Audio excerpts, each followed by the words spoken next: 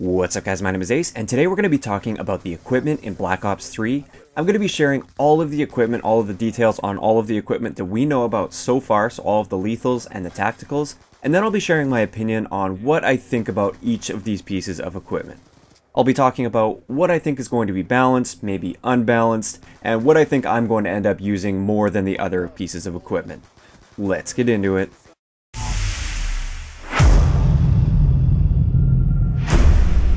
Alright guys, so let's start it off with the tactical equipment. So the first one that we have is the Concussion Grenade, and this is going to be exactly like it was in Black Ops 2. At least it does the exact same thing. I'm a little bit concerned about this one. I remember in the beginning of Black Ops 2, Concussion Grenades were extremely powerful, and it basically made it so if you got hit with a stun grenade, you were completely useless for about 5 seconds, I think it was. Like, you couldn't move at all. You couldn't turn your aim even a little bit. Like, of course you could, I'm exaggerating very slightly, but it would take you so long to turn your aim just like a few degrees to the side, and you were essentially useless once you got stunned. So basically a stun equaled a free kill almost every single time you got a hit marker with the stun, at least in the beginning of Black Ops 2. I think they toned it down a little bit later in the life cycle, but I'm really hoping they just nail the balance on that right from the get-go with Black Ops 3. I'm hoping that it's something that definitely gives you an advantage going into a gunfight if you get a hit marker with a concussion, but I feel like the other guy should definitely have a realistic chance of fighting back. That's my concern with that. I hated that helpless feeling of, oh, I got hit with a concussion, I might as well just put my controller down for 5 seconds, take a drink of water or something, and then pick it up again, because I can't even do anything except maybe lay down. So that's my hope for the concussion. And another thing that I'd like to mention, which I don't think is going to be in the game, from what I've seen so far in the gameplay, I haven't seen this mechanic, but I don't want to see the mechanic from Advanced Warfare return, where when you get stunned, you literally can't fire your gun. You get like kicked up, it has that little animation where your gun comes up, and if you're firing your gun, if you're holding the fire button on your gun, it'll just stop shooting. I don't think that should ever happen. I find that to be a very frustrating mechanic, and I don't think that that should happen. So it doesn't look like it's going to be happening in Black Ops 3, so I don't think we have to worry about it. I just thought I'd mention that. So next up, we have the Flashbang Grenade, which again is likely going to be exactly the same as what we saw with Black Ops 2. It's going to essentially completely blind you, especially if it lands really close to you. It'll completely blind you for a few seconds, and you have still full range of movement and everything like that, so you can still kind of guess where your enemies are and try and spray them down. And I always found that that was quite balanced. Sometimes the guy would be able to get lucky, like if I get flashbanged, at least I feel like I have somewhat of a chance to spray in the general direction of where I think the enemy's going to be, and I might end up coming out on top in that situation, but that guy has the advantage coming in, which is what I feel this equipment should be doing. It should give you that advantage going into a gunfight, but it shouldn't result in an instant kill. Moving on to the next one, we have the Emp Grenade, and this is one that I'm hoping they're going to tweak a little bit from Black Ops 2. I haven't really seen too much about the Emp Grenade in this game so far. I didn't mind that the Emp Grenades had a really good range in Black Ops 2 and that it could hit you through walls and everything like that. I feel like that was balanced enough. My issue with it was I believe it lasted for 10 or 11 seconds. So you had no minimap, no kill feed, you had nothing visible, no heads-up display whatsoever for 10 to 11 seconds. And I feel like that was way too far.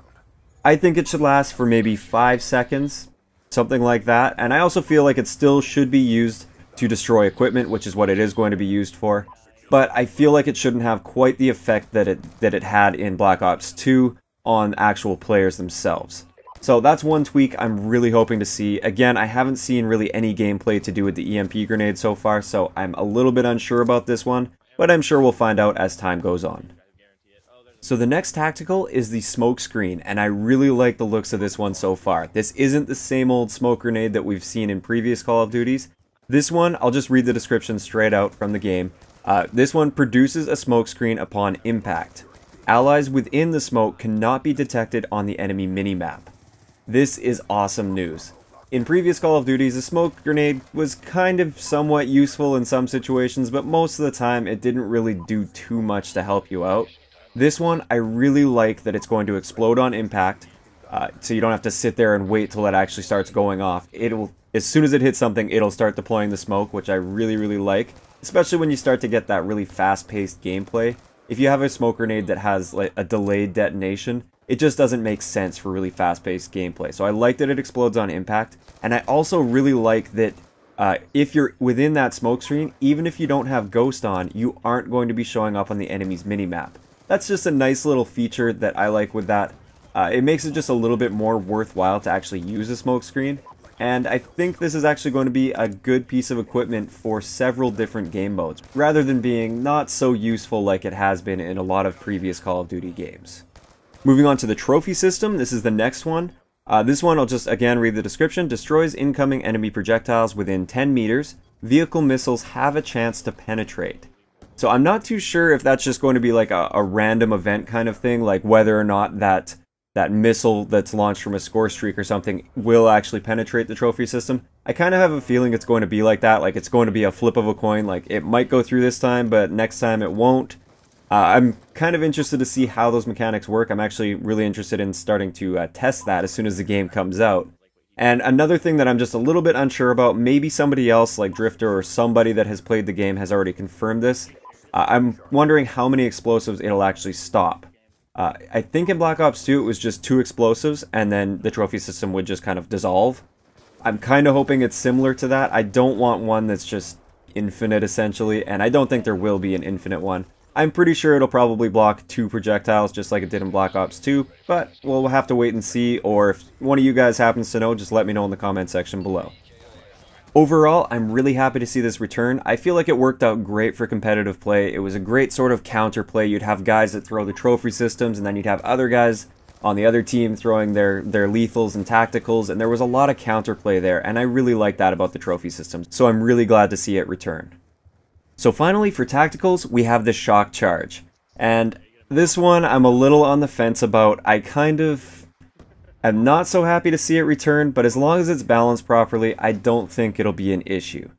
In Black Ops 2, the shock charge, at first especially, was extremely annoying, but once you learn to sort of pick up that sound of the shock charge on the ground, you could actually hear them from a decent distance away. They actually became kind of a positive when the enemies were using them for me, because I could always sort of use that to locate where the enemies were going to be camping. And I like that. I could hear where the shock charge was. I could realize that, okay, I'm not going to attack from that direction. I'm going to try a flank on that, because if I attack from that direction, I'll set it off and then the enemy will know. Instead, I know I can attack from a different direction, and I now know that there's got to be an enemy somewhere in the proximity, especially if he's placing it near a popular camping spot. So I'm kind of okay with seeing the shock charge return. It's not something that I'm going to use very often myself, but I guess it's okay to see something for those defensive players. It's going to offer a little bit of a safety net, or at least an artificial safety net, I hope, for some of the more campy defensive players. I'm totally fine with them being a little bit too comfortable in their spot, so I can just flank them and take them by surprise. So we'll see how this turns out. Hopefully you'll be able to hear it from a decent distance away, just like in Black Ops 2. So before we move on to the lethals, there's one thing I want to mention about the tacticals, and that is there's one slot right now that is currently locked in the E3 build. I don't know if this has been released yet, what this piece of equipment is, but I just wanted to mention there is one more that I at least don't know about. Alright, so let's move on to the lethal equipment. So first off, we have the Frag as well as the Semtex. I thought I'd just cover these together. It's the same old thing that we've seen before. Semtex sticks to things, but can't be cooked. Frags can be cooked, but don't stick to things. One thing I'm just hoping for the balance between the two is I really liked how Black Ops 2 actually balanced these compared to some of the newer titles, like I think Ghosts. They had the exact same damage and lethal radius and everything. I like that Black Ops 2 gave a little bit more damage radius to the Frag Grenade than the Semtex, because the Semtex is more of a precision type equipment, and I feel like if you're not like right on target or really close to your target, then you shouldn't really be rewarded. And with the Frag Grenade, I feel like you don't have that same precision, so you should be rewarded with a slightly larger kill radius. I hope they are going to be balanced nicely, but honestly I'm not too concerned about this. I'm sure they know how to balance these by now. The next lethal is something that's brand new to Black Ops 3, and this is Thermite. And I'll just quickly read the description for this. This is a grenade that explodes into a lethal heat zone that lasts for a short duration. So this one you've probably seen in some gameplays. You basically throw this, it lands on one spot. As soon as it lands, it basically ignites, and it'll light anybody on fire that's within its immediate vicinity. And I think it's kind of a cool addition. It's kind of a nice graphical thing to see. I've seen it happen a few times in some gameplays where it gets thrown down and it actually lights the enemy character on fire and then he burns to death in front of you. I thought that was pretty neat, so I'm pretty excited to use this piece of equipment. I'm not sure how often I'll actually end up using it once the game comes out and we get used to everything. I'm not sure if it's going to be a super effective piece of equipment, but we'll wait and see. I'm excited to see something new though. Next up we have the C4, and this one is going to behave differently than the C4 in Black Ops 2. This one's slightly nerfed. So it's going to be the same old C4 in that you can throw it really easily and you can double tap X on Xbox or square on PS4. I honestly don't know what it is on PC, but you can basically set it off really quickly. But with this one, you can't set it off in the air like you could in Black Ops 2. So you can't just like huck it over a wall and then explode it within half a second or a quarter of a second of you throwing it. It has to actually make contact with something before it can explode. And I like that. I feel like that's going to balance it out a little bit. I'll admit I was a bit of a C4 user back in Black Ops 2. I'd use it to rush around, I'd use it to clear out people that were trying to camp in rooms, and I really liked the piece of equipment, but I did realize how frustrating it could be. At least you can counter it with Flak Jacket, and that was always kind of my response to people that thought that it was overpowered. It's like, hey, you weren't using Flak Jacket, put Flak Jacket on, and suddenly you're going to have the advantage against me a lot of the times because I'm busy throwing that C4 that can't kill you. Well, you can just kill me. But that was just my opinion on that. Also, one thing that they added to this is, I'll just quickly read the second half of the description of this. It says, equipped with a proximity alarm that notifies player when an enemy is near the device.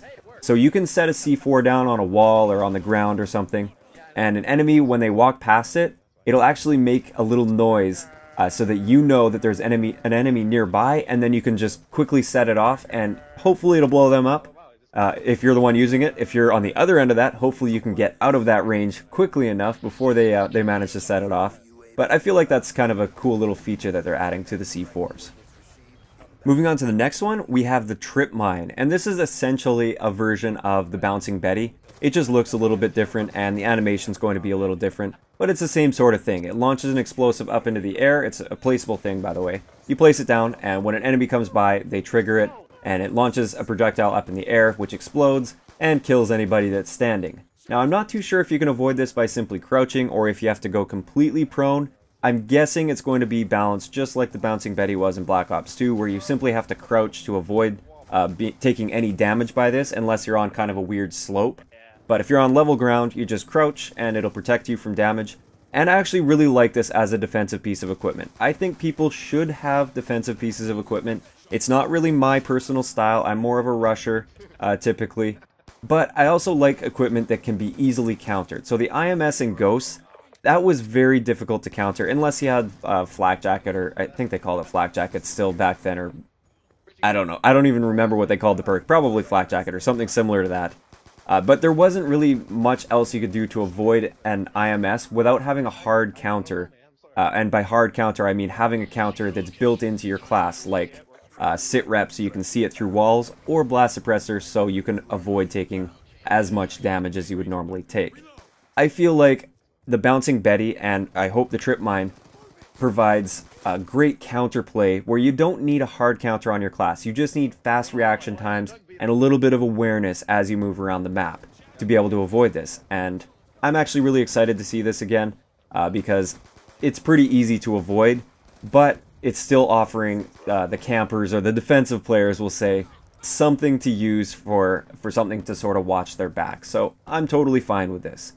Now finally we have the Kombat X. Just like in Black Ops 2, we have the Kombat X. This is something you throw. It has to make direct impact with your enemy, and if it does, it's an instant kill. And I like to see this return. It's no surprise to see this return, or at least some variation of this. And from the little gameplay we've seen, I've seen this used a few times. You see it in the multiplayer trailer as well. It seems to be very similar. It seems to behave very similar to the Black Ops 2 one. So same sort of speed flying through the air and everything. It's not like super slow where you have to lead your targets by a ton. You do have to lead them a little bit though if they're moving. And I feel like the trajectory is pretty good with this from what I've seen so far. So I think this is going to be balanced quite nicely, and I'm excited to see this return. So that's all the lethals that we know about in Black Ops 3 so far. Now there's no other ones like with the tactical grenades where there was one sort of hidden one. There's none that are actually displayed like that, but I am kind of wondering where the claymores went. I wonder if they completely cut claymores out of the game, or if we're going to see claymores return, and it's just not in the current build of the game. I'm totally fine with claymores as long as they're balanced properly, like I feel like they were in Black Ops 2. Easy enough to see if you're paying attention to them, and they take a little bit of skill to plant. You can't just throw them anywhere like you could with a Bouncing Betty. You had to place them pretty strategically so that they were out of sight, and also pointing in the right direction so you actually get a kill and people don't just run straight through the kill radius and set it off and not get killed. So I'm kind of wondering where the claymore went. I'm in a way sort of hoping that it returns, even though I'm not a claymore user myself.